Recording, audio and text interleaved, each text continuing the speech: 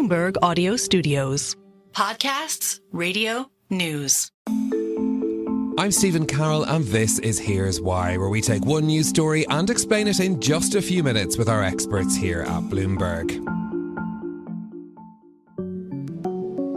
The toppling of Bashar al-Assad's regime in Syria is yet another seismic shift in a region that's seen repeated major upheaval in the past year. The collapse of the Assad regime, the tyranny in Damascus, offers great opportunity, but also is fraught with significant danger. We have to see this as an opportunity for the future of Syria, that's a future without the terrorism and violence that we've seen far too much of in this brutal regime. It's a moment of historic opportunity for the long-suffering people of Syria to build a better future for their proud country. It's also a moment of risk and uncertainty. Assad's regime was a key ally for Iran in the Middle East.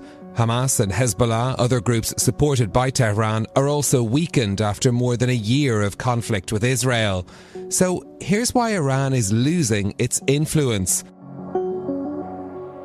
Golnar Motevalli, who leads our coverage of Iran here at Bloomberg, joins me now for more. Golnar, just to put this in context for us, how important was the Assad regime to Iran?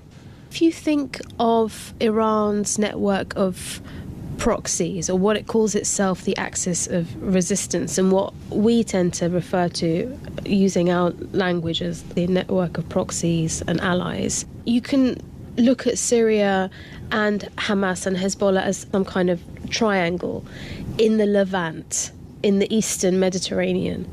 And then you can also add the Houthis or Ansarullah in Yemen. That group is very important because it provides Iran with some influence on the Arabian Peninsula. So it gives it a way of exerting pressure, not just on Saudi when it needs to, when it feels it needs to, but obviously on an incredibly key shipping route that goes to the Red Sea, directly towards the Suez Canal, but more broadly on the Persian Gulf.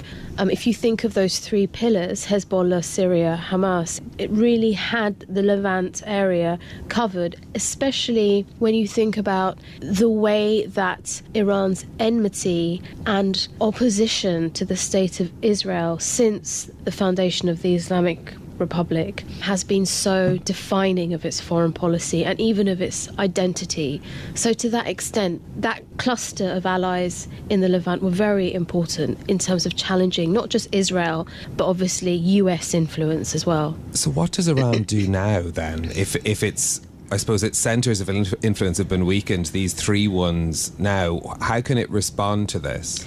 It's very interesting because when you look at it on the face of it, we've had the effective defenestration of all these groups. You know, their leaders have been killed, with the exception of Assad. He's just run away. So it feels and it looks like their regional policy, which was such a cornerstone of their foreign policy, and as I said, the overall political identity of the Islamic Republic is in tatters. It's kind of in disarray. It's on its knees. You know, it's struggling, mostly because of the extent to which Israel has attacked and bombarded Hamas and Hezbollah positions in Gaza and in Lebanon. But the rhetoric and the statements coming out of Tehran are a combination of obvious face-saving, with the foreign minister saying that we knew this was going to happen. We had intelligence on HTS, the group leading the rebels. We knew that they were making advances from Idlib. We didn't know that the army would retreat so easily. So I think they were blindsided and shocked by the speed at which the army just kind of backed off and Assad just left. At the same time, we had some quite important comments from Khamenei, where he said that what's happened in Syria is obviously a plot designed by the US and Israel, and he suggested quite strongly that Turkey was very heavily involved as well. And he basically made a vow that the axis of resistance will live on, and it will actually be stronger, and we will expand further. It's difficult for us to say that that plank of Iran's foreign policy is dead. I think it's too soon to call that. But I think there is definitely a sense that Iran will, for now, maybe retreat, assess the situation, wait to see where the chips might fall a crucial question mark for the Iranian regime is obviously Trump's return to the White House, what that means. He's going to side with Netanyahu, but the extent to which he is going to agree to everything that Netanyahu wants to do, and that's going to be really, really crucial. Does Iran actually have options in the region to expand its influence, other proxies, other allies that it can lean on? One other part of its network of allies I should have mentioned, quite significant and very important, is in Iraq. Iran's wielded huge influence on Iraqi politics and the Iraqi military since the US invasion of Iraq in 2003, after they toppled the Ba'athist regime run by Saddam Hussein. That left this massive sort of power vacuum for Iran to kind of go in there and exert lots of influence.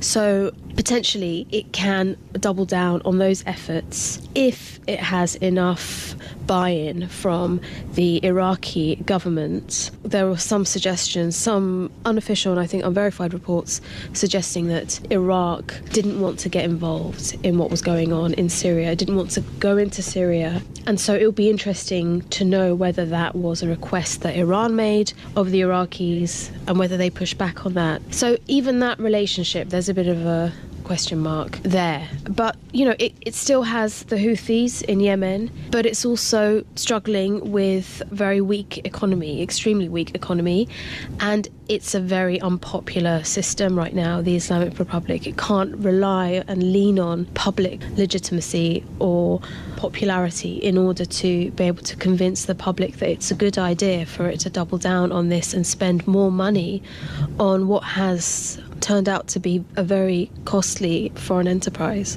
Okay, Golnar Motevalli, who leads our coverage of Iran at Bloomberg, thank you very much for joining us. For more explanations like this one from our team of 2,900 journalists and analysts around the world, search for Quick Take on the Bloomberg website or Bloomberg Business app. I'm Stephen Carroll. This is Here's Why. I'll be back next week with more. Thanks for listening.